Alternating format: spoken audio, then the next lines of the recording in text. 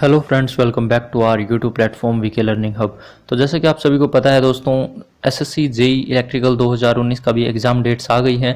27 से आपके एग्जाम बताए जा रहे हैं और साथ ही 2020 की वैकेंसीज भी आउट हो गई हैं। उसके भी फॉर्म फिलिंग जो है डेट स्टार्ट हो चुकी है 1 अक्टूबर से, तो उसे भी आप टाइम से भर लीजिएगा। तो यहाँ पर हम आपके लिए लेकर आए हैं दोस्तों टेस्ट सीरीज जो आने वाले आपके एग्जाम्स के लिए काफ़ी हेल्पफुल साबित हो सकती है। और यहाँ पर आपके लिए काफ़ी इंपॉर्टेंट मोस्ट सिलेक्टिव क्वेश्चंस हैं दोस्तों।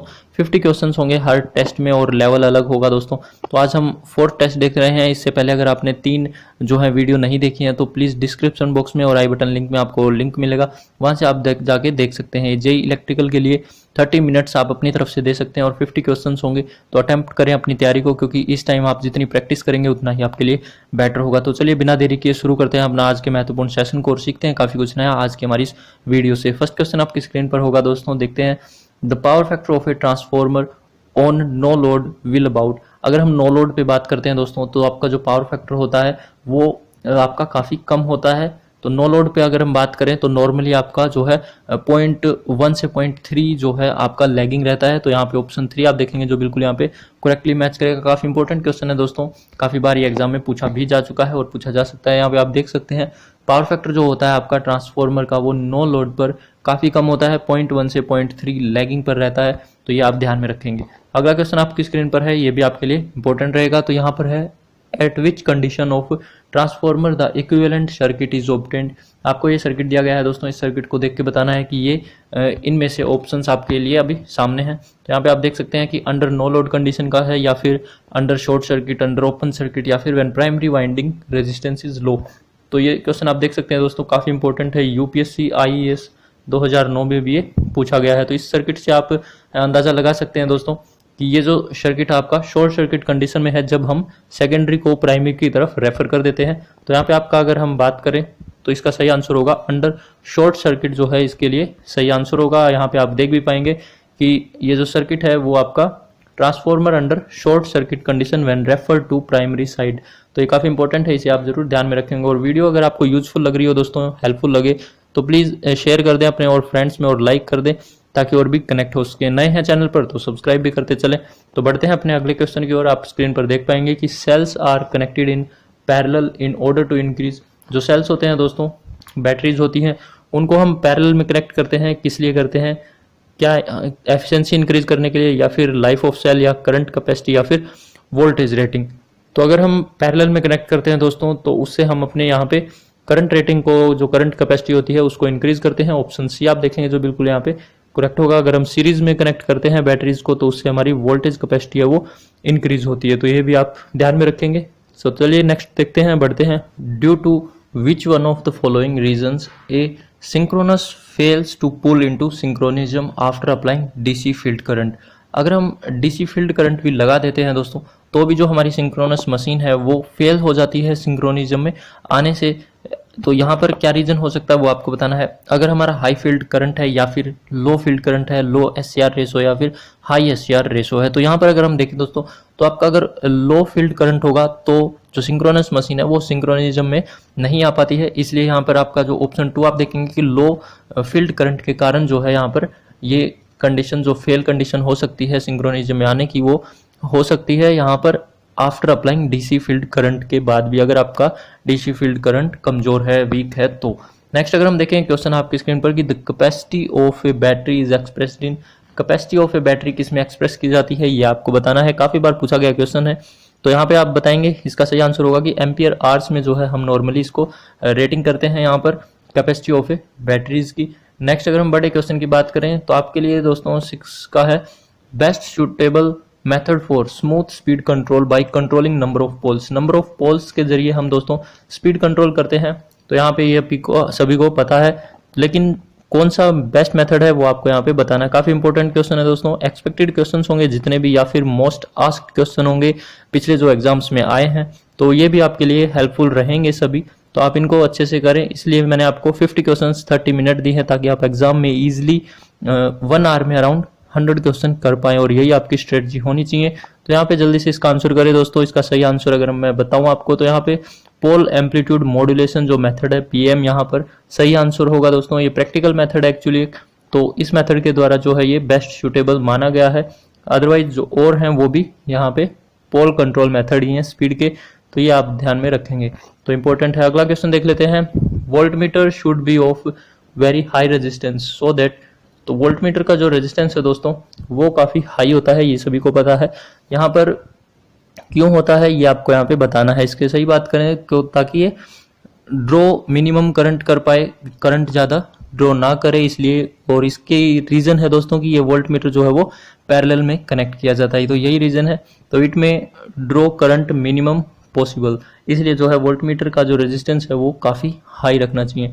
नेक्स्ट अगर हम बात करें, क्वेश्चन है the consequent pole method use for controlling number of poles can be use for, तो यहाँ पे जो कॉन्सिक्वेंट पोल मेथड है दोस्तों controlling the number of poles, तो वो किस लिए यूज किया जाता है, only slip ring induction motor में या फिर ओनली स्क्विरल केज मोटर में। तो किस टाइप की मोटर्स में यूज करते हैं नॉर्मली, अगर हम बात करें यहाँ पे ओनली स्क्विरल केज मोटर जो होती हैं आपकी, वहीं पे कॉन्सिक्वेंट पोल मेथड जो है वो यूज होता है। नेक्स्ट बढ़ते हैं, अपना अगला क्वेश्चन देख लेते हैं।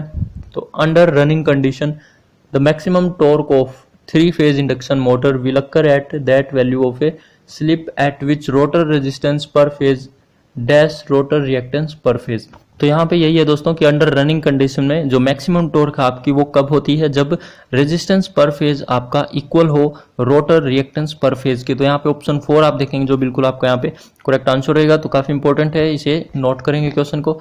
नेक्स्ट देख लेते हैं, if short circuit test is performed on transformer with constant rated voltage and increased frequency then the short circuit current and power factor will be। तो अगर दोस्तों ट्रांसफॉर्मर के अंदर जो हम शॉर्ट सर्किट टेस्ट परफॉर्म करते हैं, कांस्टेंट रेटेड वोल्टेज और यहाँ पर जो फ्रीक्वेंसी है उसको इंक्रीज किया जा रहा है, तो यहाँ पर आपसे पूछा गया है कि शॉर्ट सर्किट करंट और पावर फैक्टर में क्या चेंजेस होंगे। तो दोस्तों जब हम फ्रीक्वेंसी को इंक्रीज करते हैं, वोल्टेज को सेम रखते हैं, तो यहाँ पर आप देख सकते हैं कि जो आपके यहाँ पे पावर फैक्टर है वो आपका डिक्रीज होगा और शॉर्ट सर्किट जो करंट है वो भी डिक्रीज होगा, तो बोथ विल डिक्रीज। ऑप्शन 2 जो है आपका बिल्कुल यहाँ पे सही आंसर रहेगा। एंड नेक्स्ट अगर हम बात करें, क्वेश्चन है कि a 3 ohm resistor having 2 ampere current will dissipate the power.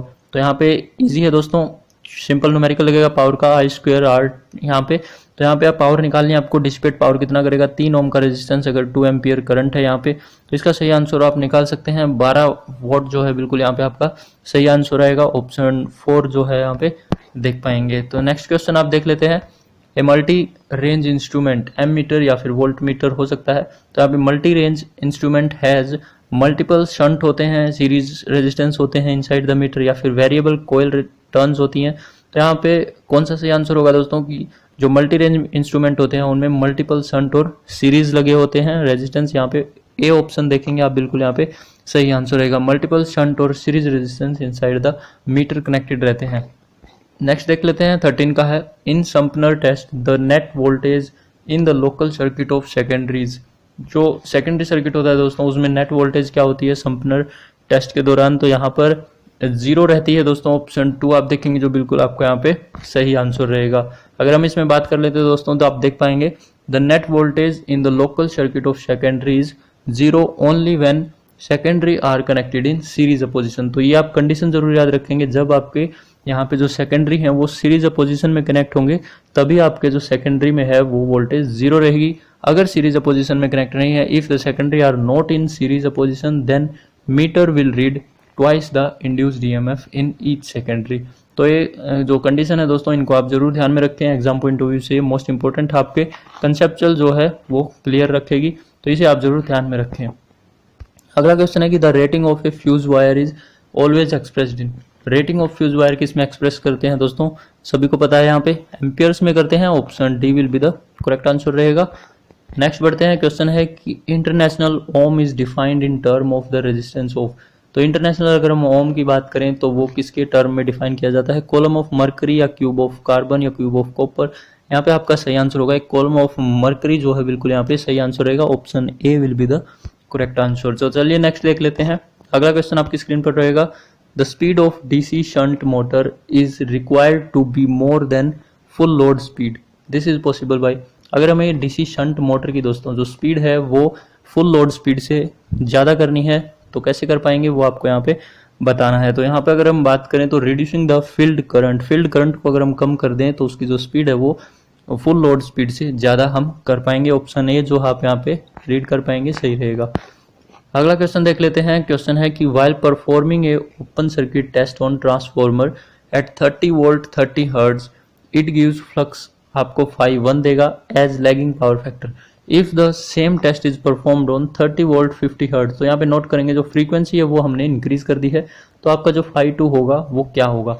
तो काफ़ी अच्छा क्वेश्चन है दोस्तों। एग्जाम पॉइंट ऑफ व्यू से अगर हम यहाँ पे बात करें, पहले मैं आपको आंसर कर दूं, तो यहाँ पे आपका जो 5 आएगा वो ग्रेटर देन 5 आएगा। ऑप्शन 2 आप देख पाएंगे जो सही आंसर होगा। कैसे होगा वो भी देख लेते हैं। तो यहाँ पे आप नोट करेंगे दोस्तों, एज फ्रीक्वेंसी अगर आप इंक्रीज होती है तो यहाँ पे आपका रिएक्टेंस जो है वो इंक्रीज होता है साथ में। तो आपका जो रिएक्टेंस इंक्रीज होगा तो आपका जो पावर फैक्टर वो क्या होता है R/Z। तो यहाँ पे नोट करेंगे कि Z जो है इम्पीडेंस है और Z जो है वो इंक्रीज करेगा, देन cos फाई जो है आपका वो डिक्रीज करेगा।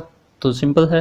तो 5 जो है आपका ग्रेटर देन होगा 5 से, क्योंकि यहाँ पे आपका जो 5 है वो इंक्रीज कर देगा। तो यहाँ पे ये आप ध्यान में रखेंगे।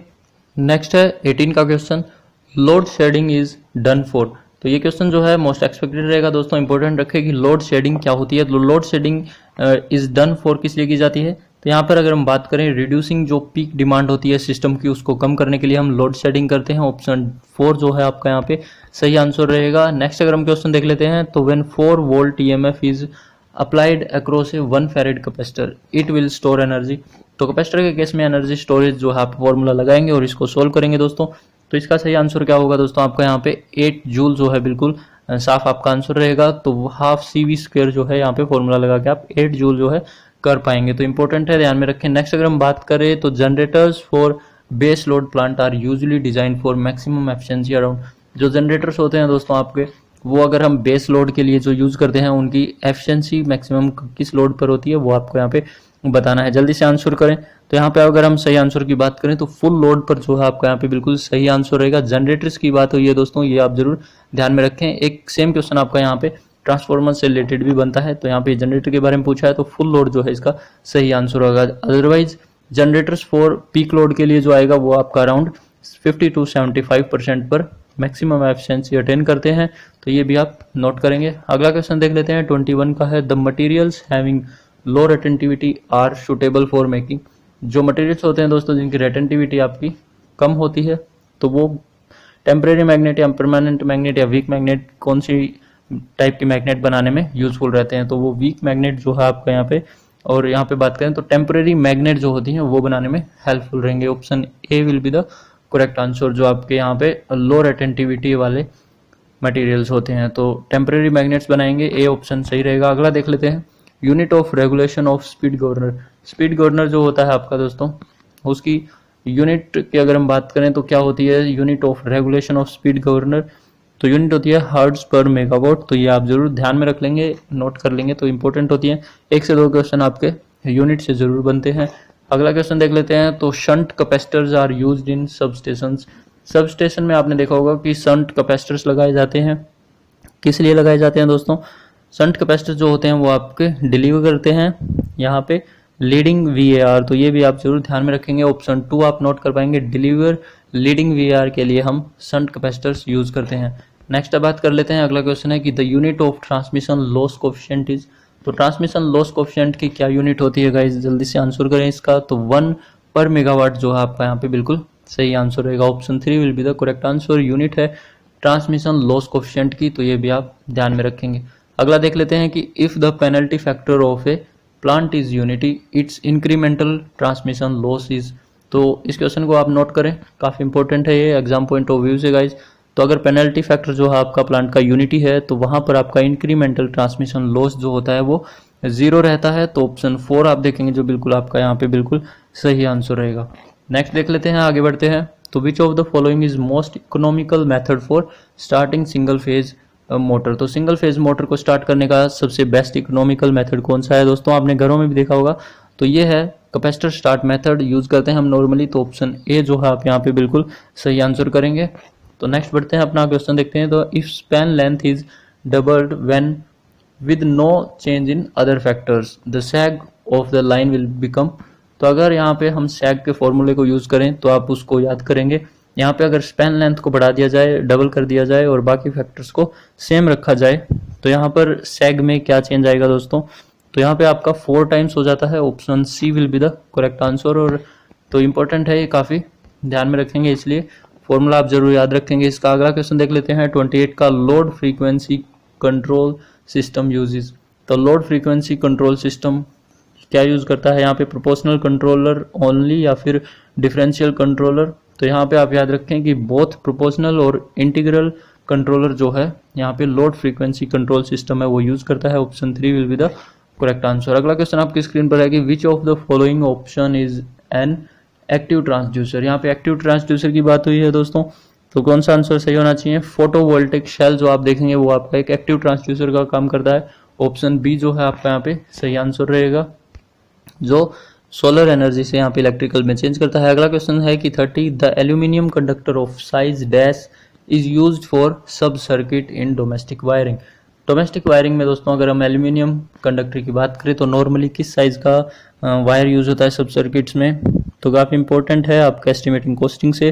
तो यहाँ से क्वेश्चन बनता है और इसका सही आंसर होगा आपका 1/1.4 mm अराउंड जो हम नॉर्मली यूज करते हैं, ऑप्शन बी जो आप देखेंगे यहाँ पे करेक्ट रहेगा। आगे बढ़ लेते हैं, क्वेश्चन देख लेते हैं 31 है, फ्रेशली पेंटेड लेयर में बी ड्राइड इलेक्ट्रॉनिकली बाई। तो किस टाइप की हीटिंग से जो है हम यहाँ पे फ्रेशली पेंटेड लेयर जो है हम उनको ड्राई करते हैं। अगर हम तो सही आंसर की बात करें यहाँ पर डाइलेक्ट्रिक हीटिंग यूज करेंगे दोस्तों, क्योंकि ये नॉन कंडक्टिंग है। तो ध्यान में रखेंगे यहाँ पर डाइलेक्ट्रिक हीटिंग जो है वो यूनिफॉर्म हीटिंग का काफ़ी बेस्ट मेथड है। और इसके अलावा दोस्तों अगर आपने हीटिंग और वेल्डिंग पर मैंने अलग से वीडियो बना दी है वो नहीं देखी है तो डिस्क्रिप्शन बॉक्स में लिंक आप जरूर जाके देखें, काफ़ी यूजफुल रहेगी और उससे रिलेटेड काफ़ी क्वेश्चंस भी हैं तो वो भी आप ध्यान में रखेंगे। तो यहाँ पे डाइलेक्ट्रिक हीटिंग जो है आपका सही आंसर रहेगा। आगे बढ़ते हैं, क्वेश्चन है आपका unbonded strain gauge are. Unbonded जो स्ट्रेन गेज हैं वो आपके क्या होते हैं दोस्तों, यहाँ पर exclusively use for transducer application में यूज होते हैं या फिर स्ट्रेस एनालिसिस में या फिर आपके स्ट्रेन ओनली अनबाउंडेड स्ट्रेन्स में एनालिसिस में यूज होते हैं। तो यहाँ पे इसके सही आंसर की बात करें तो ऑप्शन ए आप देखेंगे exclusively used for transducer application में जो है अनबॉन्डेड यहाँ पे स्ट्रेन गेज नॉर्मली यूज होते हैं, ऑप्शन ए जो है आपका करेक्ट रहेगा। अगला क्वेश्चन देख लेते हैं, the reactive power generated by a synchronous alternator can be controlled by. तो रिएक्टिव पावर जो जनरेट की जाती है सिंक्रोनस अल्टरनेटर्स के द्वारा वो किसके द्वारा कंट्रोल कर सकते हैं। तो यहाँ पर काफ़ी इंपॉर्टेंट है ये क्वेश्चन, काफ़ी बार पूछा जाता है और इम्पोर्टेंट रहेगा। तो फील्ड एक्साइटेशन को चेंज करके हम यहाँ पर रिएक्टिव जो पावर जनरेट करता है जनरेटर उसको कंट्रोल कर सकते हैं, ऑप्शन सी आप देखेंगे बिल्कुल यहाँ पे आपका सही आंसर रहेगा, चेंजिंग द फील्ड एक्साइटेशन। अगला क्वेश्चन है, द पर phase DC armature resistance of an alternator is 0.5 ओम आपको दिया गया है, the effective AC armature resistance would be क्या होगा।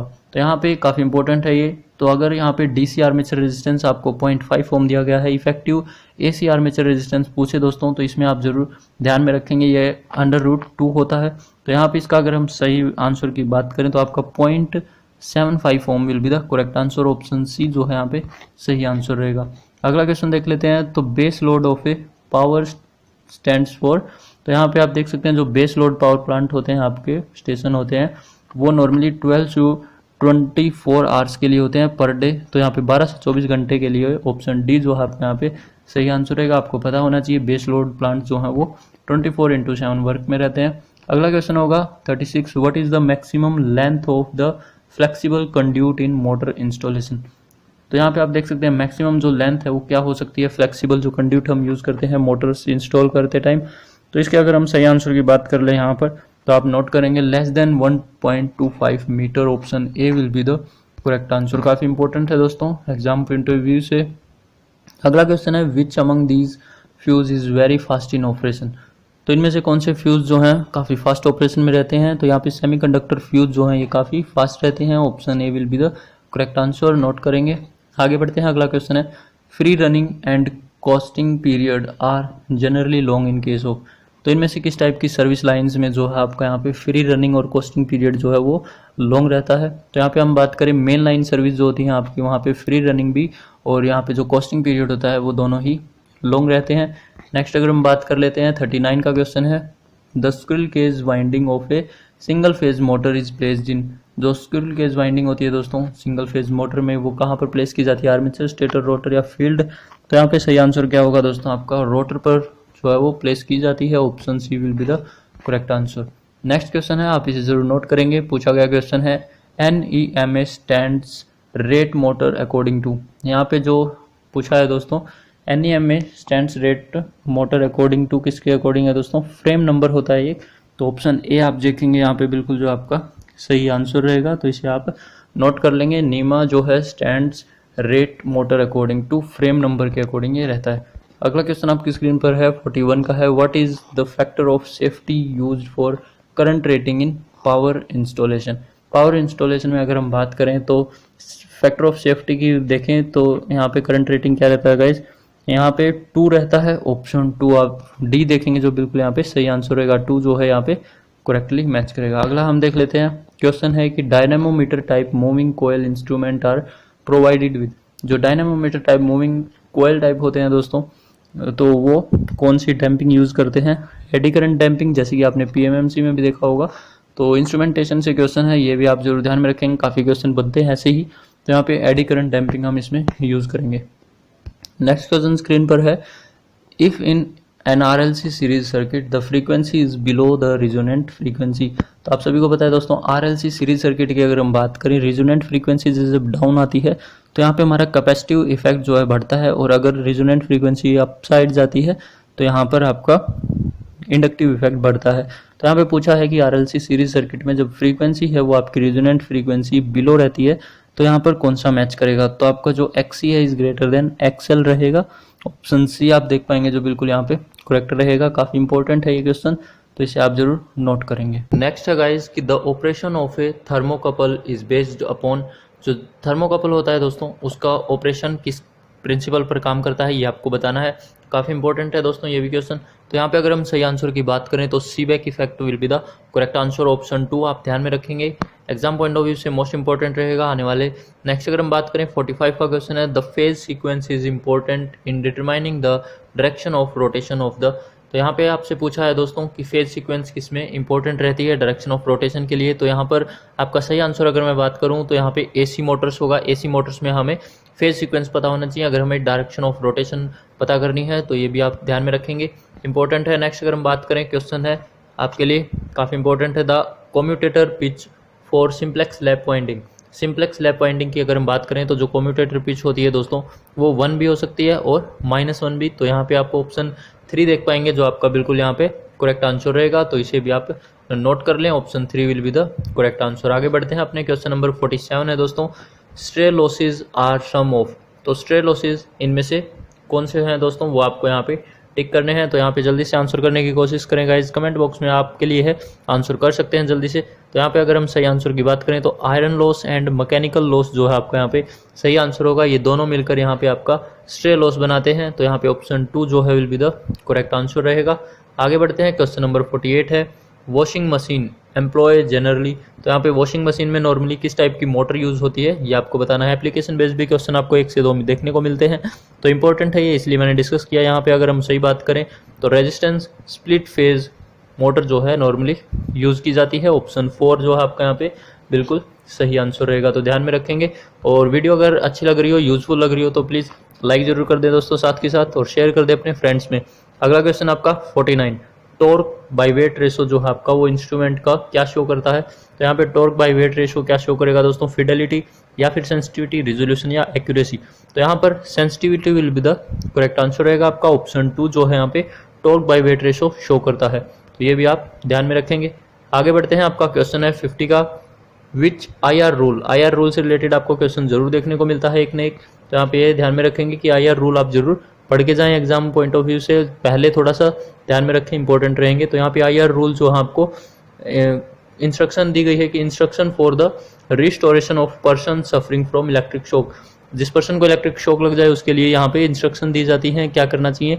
तो यहाँ पर कौन सा IR रूल जो हमें ये इंस्ट्रक्शंस देता है, सही आंसर आप देखें तो IR रूल जो है आपका यहाँ पे 44 जो है इस चीज़ की इंस्ट्रक्शन देता है। ऑप्शन 3 जो है आपका यहाँ पे बिल्कुल सही आंसर रहेगा। तो यहाँ पे दोस्तों बाकी IR रूल्स को भी देख लेते हैं क्योंकि ये काफ़ी इंपॉर्टेंट है एग्जाम के लिए। तो यहाँ पे इनके बारे में भी हम देख लेते हैं, आप इस चीज़ को जरूर नोट कर लें, अपनी नोटबुक में लिख सकते हैं। IR रूल जो 39 की बात की है हमने यहाँ पे, तो वो आपका इंस्ट्रक्शन देता है कि cables protected by bituminous material के द्वारा जो आपकी केबल्स हैं वो प्रोटेक्टेड होनी चाहिए। ये IR रूल 39 हमें बताता है।